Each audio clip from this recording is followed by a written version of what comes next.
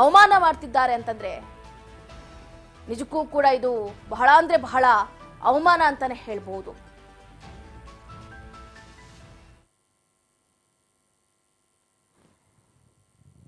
ಇದ್ರ ಬಗ್ಗೆ ಮಾತಾಡೋದಕ್ಕೆ ಸ್ವತಃ ಕನ್ನಡ ಪರ ಹೋರಾಟಗಾರರಾದಂತಹ ವಾಟಾಳ್ ನಾಗರಾಜ್ ಸರ್ ಸಂಪರ್ಕದಲ್ಲಿದ್ದಾರೆ. ಸರ್ ನಮಸ್ತೆ. ನಮಸ್ಕಾರ ಸರ್. ನಾವು ಗಮನಿಸ್ತಾ ಇದ್ದೀವಿ, ಕನ್ನಡ ನಾಡು ನುಡಿ ನಮ್ಮ ದೇಶದ ಬೆನ್ನೆಲುಬು ಅಂತ ಹೇಳ್ತಾ ಇರುವಂತಹ ರೈತರಿಗೆ ಪದೇ ಪದೇ ಅವಮಾನ ಆಗ್ತಾ ಇದೆ. ಏನ್ ಹೇಳ್ತೀರಿ ಸರ್? ಅವಮಾನ ಆಗ್ತಾ ಇದೆ, ಏನ್ ಹೇಳ್ತೀರಿ ಅಂದ್ರೆ ಇದಕ್ಕಿಂತ ಅನ್ಯಾಯ ಇನ್ನೇನಿದೆ? ಇದಕ್ಕಿಂತ ಅನ್ಯಾಯ ಇನ್ನೇನಿದೆ? ಯಾಕೆ ಪಾಪ ಈ ತರ ಮಾಡ್ಬೇಕು? ಸರಿ ಇಲ್ಲ. ಇದು ಬಹಳ ಅತ್ಯಂತ ಅಗೌರವ. ಇದು ನಾಡಿಗೆ ಅಗೌರವ, ರೈತರಿಗೆ ಅಗೌರವ, ಒಂದು ಸ್ವಾಭಿಮಾನಕ್ಕೆ ಅಗೌರವ. ಇದಾಗಬಾರ್ದು ಈ ತರ. ಇದನ್ನ ಸರ್ಕಾರ ನಿಜವಾಗ್ಲೂ ಸರ್ಕಾರಕ್ಕೆ ಇದು ಗೊತ್ತು, ಪ್ರಾಮಾಣಿಕವಾಗಿದ್ರೆ ಕೂಡ್ಲೆ ಯಾವುದು ಈ ಒಂದು ಡಿಮಾರ್ಟ್ ಯಾವುದು ಇದೆಯಲ್ಲ, ಇದೆ ಒಂದು GT mall sir, GT mall ಸರಿಯಾಗಿ ಕೇಳ್ತಾ ಇಲ್ಲ. GT mall BT mall. ಹಾ sir, GT mall. Yes, BT mall.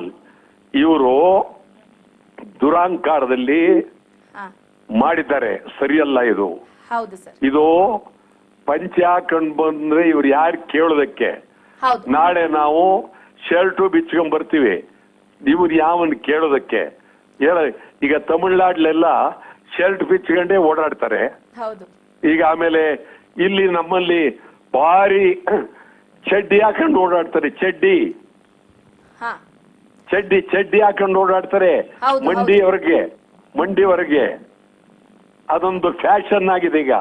ಆದ್ರೆ ಚಡ್ಡಿ ಹಾಕೊಂಡವ್ರು ಬರಬೇಡಿ ಅಂತ ಹೇಳಕ್ಕಾಗತ್ತೆ ಇವರು? ನಿಜ ಸರ್. ಏನ್ ಹುಡುಗಾಟನೇ ಇದು? ಪಂಚೆಯವರಿಗೆ ಅವಮಾನ ಇದು. ಪಂಚೆ ನಮ್ಮ ಸಂಸ್ಕೃತಿ, ಪಂಚೆ ನಮ್ಮದು. ಪಂಚೆ ಪೇಟ ಇವೆಲ್ಲ ನಮ್ಮದು. ಪಂಚೆ ಹಾಕೊಂಡ್ ಬಂದ್ರೆ ನಾವು ಒಳಗ್ ಬಿಡಲ್ಲ ಅಂತಂದ್ರೆ ಯಾರಿವ್ರು? ಮೊದಲು ಕೂಡ್ಲೆ ಕ್ಲೋಸ್ ಮಾಡಿಸ್ಬೇಕು ಇವ್ರನ್ನ. ಇದು ತಕ್ಷಣ ಇದನ್ನು ಸಂಪೂರ್ಣವಾಗಿ, ಇದು ಒಂದೇ ಅಲ್ಲ, ಬಹಳ ಅನ್ಯಾಯ ನಡೀತದೆ ಬೆಂಗಳೂರಲ್ಲಿ. ಯಾರು ಕೇಳೋರಿಲ್ಲ, ಹಂಗಾಗೋಗಿದೆ ಇದು. ಸರ್ಕಾರ ಕೂಡ್ಲೆ ಇದ್ರ ಬಗ್ಗೆ ಕ್ರಮ ತಗೊಳ್ಬೇಕು. ಸರ್, ಇನ್ನೊಂದು ಕೂಡ ನಾವು ಗಮನಿಸಬೇಕಾಗುತ್ತೆ ಸರ್. ಈ ಪಬ್ಬು ಬಾರು ರೆಸ್ಟೋರೆಂಟ್ಗಳಿಗೆ ಮೈ ಮೇಲೆ ಪ್ರಜ್ಞೆ ಇಲ್ದಂಗೆನೆ ಚಡ್ಡಿ ಮಿಡ್ಡಿ ಹಾಕೊಂಡು ಹೋಗ್ತಾರೆ. ಅಂತವ್ರಿಗೆ ಗ್ರ್ಯಾಂಡ್ ಆಗಿ ವೆಲ್ಕಮ್ ಮಾಡ್ತಾರೆ. ಮೈ ತುಂಬಾ ಬಟ್ಟೆ ಹಾಕೊಂಡು ನಮ್ಮ ಸಂಸ್ಕೃತಿಯನ್ನ ನಾವು ಉಳಿಸ್ಬೇಕು ಅಂತ ಇಂತಹ ಮಾಲ್ಗಳಿಗೆ ನೋಡೋದಕ್ಕೆ ಹೋದ್ರೆ ಈ ರೀತಿ ಅವಮಾನ ಮಾಡ್ತಾರಂದ್ರೆ, ಅದರಲ್ಲೂ ಮುಖ್ಯವಾಗಿ ರೈತರನ್ನೇ ಟಾರ್ಗೆಟ್ ಮಾಡ್ತಾ ಇದ್ದಾರೆ ಅಂತಂದ್ರೆ ಏನ್ ಹೇಳಕ್ಕಾಗುತ್ತೆ ಸರ್ ಇಂಥವ್ರಿಗೆಲ್ಲ? ಇಲ್ಲ, ರೈತರು ಅನ್ನೋದು ಒಂದೇ ಅಲ್ಲ ಪಾಪ, ಯಾರಿಗೂ ಮಾಡಬಾರ್ದು. ಯಾರಿಗೂ ಮಾಡಬಾರ್ದು. ಏನ್ ಹುಡುಗಾಟ ಇದು? ಏನ್ ಹಂಗಂದ್ರೆ ಏನು? ಇಂಥ ಬಟ್ಟೆನೆ ಹಾಕೊಂಡ್ ಬರ್ಬೇಕು ಅಂತ ಯಾರು ಇವ್ರು ಹೇಳಕ್ಕೆ? ಈಗ ಬೆಂಗಳೂರಿನಲ್ಲಿ ಅನೇಕ ಕಡೆ ನಿಮ್ಗೆ ಗೊತ್ತಿಲ್ಲ, ಇದು ಯಾರಿಗೂ ಅರ್ಥ ಆಗ್ತಾ ಇಲ್ಲ. ಆ ಒಂದು ಸಿಟಿ ಇನ್ಸ್ಟಿಟ್ಯೂಟು, ಅನೇಕ ಕ್ಲಬ್ಗಳು, ಅಲ್ಲಿ ಪಂಚೆ ಹಾಕೊಂಡು ಹೋಗಂಗೆ ಇಲ್ಲ. ಕ್ಲಬ್ಗಳು ಇದು ಬೇಕಾದಷ್ಟು ಕಡೆ ನಮ್ಗೆ ಬಹಳ ಅಗೌರವ ಆಗ್ತಾ ಇದೆ. ಯಾರು ಕೇಳೋರಿಲ್ಲ, ಹಂಗಾಗೋಗಿದೆ. ಇದು ಒಳ್ಳೇದಲ್ಲ. ಕೂಡ್ಲೆ ಇದನ್ನ ಸಮಗ್ರ ತನಿಖೆ ಆಗ್ಬೇಕು. ಇದನ್ನ ಅದಕ್ಕೆ ಕ್ಲೋಸ್ ಮಾಡ್ಬೇಕು ಇದನ್ನ ನಿಜವಾಗ್ಲೂ.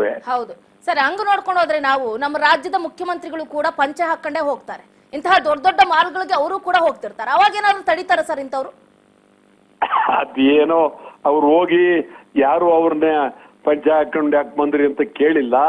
ಯಾಕೆ ಕೇಳಲಿಲ್ಲ ಅಂದ್ರೆ ಅವ್ರ ಮುಖ್ಯಮಂತ್ರಿ ಅವರು, ಅವ್ರ ಹಿಂದೆ ಮುಂದೆ ಪೊಲೀಸು ಗುಂಪು ಎಲ್ಲ ಇರುತ್ತೆ. ಅದರಿಂದ ಅವ್ರಿಗೆ ಪಂಚೆ ಹಾಕೊಂಡ್ ಬಂದ್ರೆ ಹಂಗೆ ಅವ್ರನ್ನ ಕರೆಸ್ತಾರೆ. ಅವ್ರು ಚಡ್ಡಿ ಹಾಕೊಂಡ್ ಬಂದ್ರು ಕರೀತಾರೆ. ಹೌದು ಸರ್. ಇದ್ರ ವಿರುದ್ಧ ನೀವೇನಾದ್ರೂ ಹೋರಾಟ ಮಾಡ್ತೀರಾ ಸರ್, ಹೆಂಗೆ ಅಂತ? ಈಗ ಹೇಳಿದ್ರೆ ಒಂದು ದೊಡ್ಡ ಹೋರಾಟ ಅಲ್ವಾ? ಇಷ್ಟು ಜೋರಾಗಿ ಹೇಳಿದ್ರಿ, ಕಂಪ್ಲೀಟ್ ಅದು ಮುಗಿಸಿ, ಅದನ್ನ ಮುಚ್ಚಿ ಅಂತ ಹೇಳಿ. ಅದನ್ನ ಮುಚ್ಚದೇ ಇದ್ರೆ ಅವರು ಮಾಡಿರ್ತಕ್ಕಂಥ ಅನ್ಯಾಯಕ್ಕೆ ನಾವು ಪ್ರತಿಭಟನೆ ಮಾಡ್ಲೇಬೇಕಾಗುತ್ತೆ. ಮಾಡೋಣ. Thank you sir. Thank you. Raj News ನೊಂದಿಗೆ ಮಾತಾಡಿದ್ದಕ್ಕೆ ಧನ್ಯವಾದ. ನಮಸ್ಕಾರ. ಸೊ ಗಮನಿಸ್ತಾ ಇದ್ದೀರಾ, ಈಗಲೂ ಕೂಡ ವಾಟಾಳ್ ನಾಗರಾಜ್ ಸರ್ ಮಾತಾಡ್ತಾ ಇದ್ರು. ಕನ್ನಡ ಪರ ಹೋರಾಟಗಾರರಾಗಿ ಅವರು ಏನೇನೆಲ್ಲ ಕ್ರಮವನ್ನ ತಗೋಬೇಕು ಅದನ್ನ ತಗೊಳ್ತೀನಿ. ಇದ್ರ ಬಗ್ಗೆ DCM DK ಶಿವಕುಮಾರ್ ಕೂಡ ಮಾತಾಡಿದ್ದಾರೆ. ಏನ್ ಮಾತಾಡಿದ್ರು ಹಾಗಾದ್ರೆ ಕೇಳ್ತಾ ಹೋಗೋಣ.